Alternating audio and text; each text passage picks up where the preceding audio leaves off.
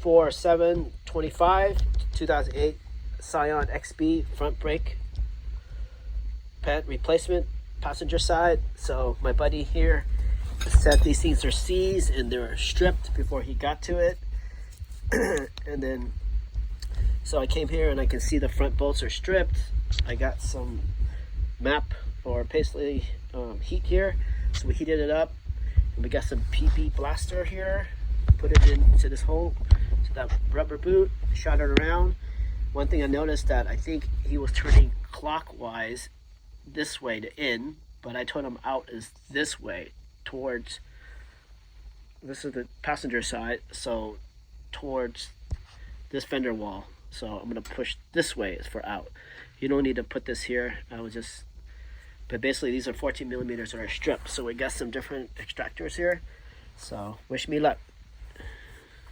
And then I got this vice grip. Where's my vice grip? There's my vice grip right there. Okay, here we go. I'm gonna not record this because I'm low in batteries.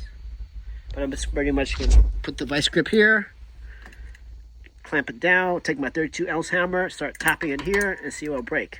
All right, Risker out.